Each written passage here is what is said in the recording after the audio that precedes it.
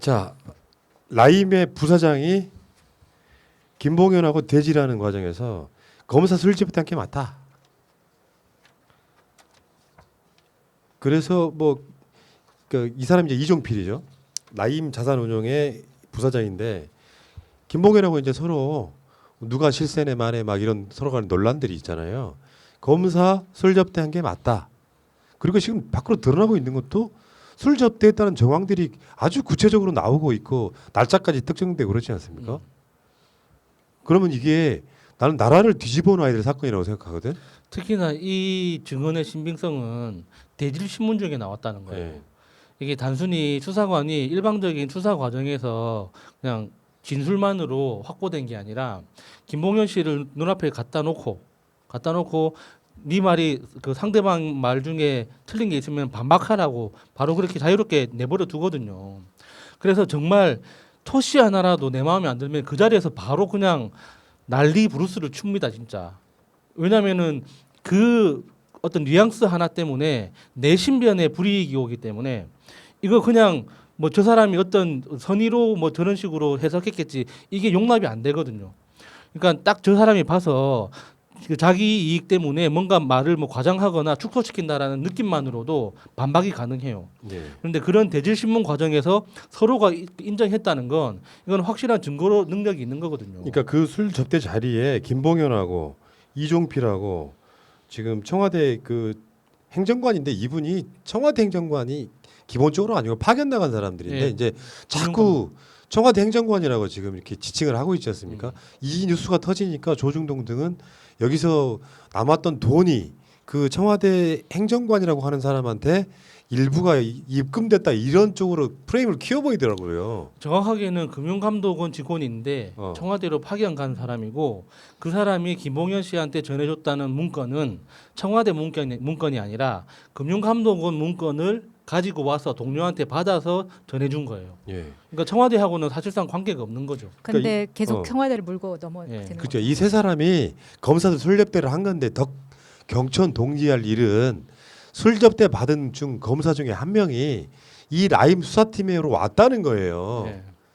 그리고 이 남부지검이 이런 것 등등을 수사할 때 이게 또 그 이야기가 나오잖아요. 기억을 더듬어 보면 야당한테 뭐를 줬네 마네 할 때 검사들 술 접대하고 이런 부분은 대검 감찰부장을 건너뛰어서 윤석열한테 직보가 됐다고 하는 것.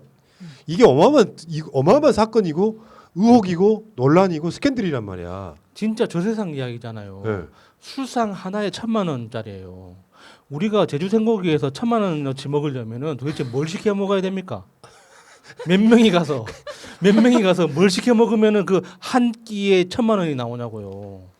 그러니까 그 말도 안 되는 이거 서민들로서는 상상도 할 수 없는 그런 술 접대라는 그 공간에서 이 검사들의 비리가 이렇게 서로 맺어졌다는 거잖아요. 그 자체가 너무나 그러니까 가십거리로도 재밌고 정치적으로 봤을 때는 엄청나게 큰 범죄인데도 불구하고 언론들은 저 딴 나라 이야기인 그러니까. 것처럼 저 후진국 어느 나라에서 시골에서 일어난 뭐 막걸리 한 사발 먹은 그 정도 사건으로 지금 취급하고 있잖아요. 왜냐하면 저는 제 생각에는 이 김봉현만 접대를 한 건 절대 아닐 거 아니에요. 지금까지. 에이. 그리고 이 검사들만 접대를 받은 것도 아닐 겁니다. 에이, 그러면 룸사람 다 망하지. 그렇기 때문에 이 사람들이 다 이미 다 알고 있는 이야기다. 뭐 왜 모른 척해? 그러면서 너무 지금 자연스럽게 받아들이고 있고 만약에 이게 김봉현만 이런 짓을 했고 우리는 절대 청렴결백한 검찰로서 우리는 절대 접대 같은 거 안 받고 재판과 관련 있는 것에 당사자들 절대 만나지 않는다라고 했으면 지금까지 뭐 신세계나 더킹 내부자들 이런 영화가 나왔을 때 검찰에서 발끈하면서 상영금지 가처분을 했었어야죠. 네. 지금까지 그런 게 전혀 없었단 말이에요. 그러면 지금 김봉현 검사 술접대 이 사건만 봐도 너무 영화 같은 스토리인데 그러니까. 우리에게 너무 익숙한 레파토리란 말이에요.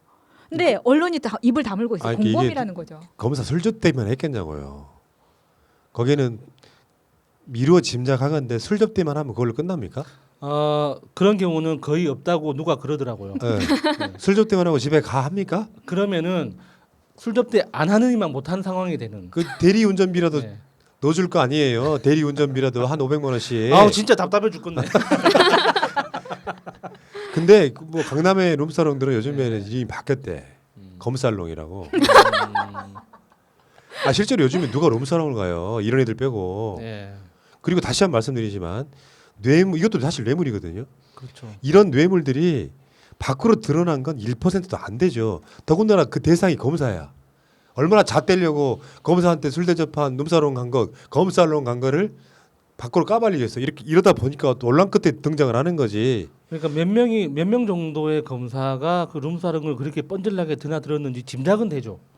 그러니까 이 프로스의 댓글단 300개 댓글에서 그 자기가 이제 나는 갔다 왔다는 뜻으로 이제 번호를 붙였다고 하더라고요. 나는 뭐 88번입니다. 나는 104번입니다. 108번입니다. 뭐 이런 식으로.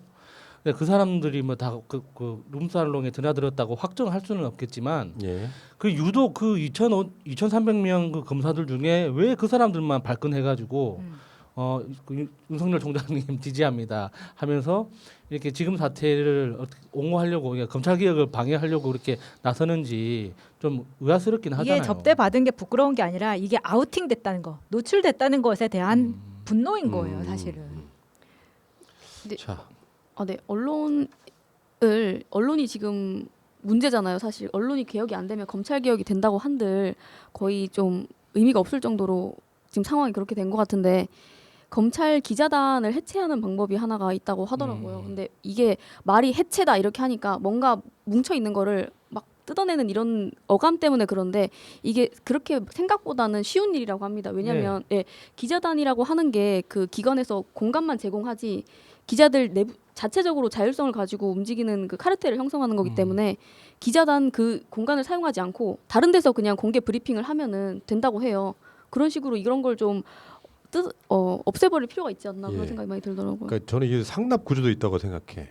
이 검사 3명을 술접대를 했는데 룸살롱에서 검살롱에서. 근데 그 중에 한 명이 라임 수사팀으로 와. 여기 이제 이현주 변호사가 한 말 중에 이제 책 목차 중에 있어요. 배당의 미학 그래가지고 예를 들면 그 사건을 만약에 이 상납 구조라는 게 그런 걸 수 있잖아요. 그 위에 있는 그 배당을 하는 뭐 검사장이든 그 뭐 차장이든 간에 이런 사람들이 너 그 팀으로 들어가라고 말하는 게 우연이었을까요? 이 구조가 다 층층이 있기 때문에 그렇죠. 이게 지금 문제가 되는 것이고 술 얻어먹은 관련된 그 사람들 수사를 검사가 들어와서 한다는 게 말이 됩니까 이게? 진짜 말이 안 되는 거죠. 그것도 2020년, 19년 이렇게 벌어진 일이에요. 오래전 일이 아니야. 참 놀랍습니다. 이 자리에서 저희가 이렇게 짐작만 하던 거에 대해서 이현주 변호사께서 진짜 말을 해주셨잖아요. 진짜 그게 현실이라는 게. 그분은 시간만 되면 한 5시간 이야기 하겠더라. 또 모셨으면 좋겠어요. 들으니까 그러니까 사람들이 되게 말초적인 거야. 이현주 변호사 나와가지고 막 그런 디테일한 이야기 하잖아요. 그러면 사람들이 분노를 하는 게 아니라 재밌어요. 무슨 영화 보는 것 같아. 그러면 안 되는 거지. 대한민국의 공무원이 그러고 있다고 생각을 하면 분노를 해야 되는데 워낙 우리는 만성이 된 것 같아. 더킹 같은 거죠. 그래가지고 그게 당연하다고 받아들이는 게 사실 문제죠. 알겠습니다. 일단 그 이야기는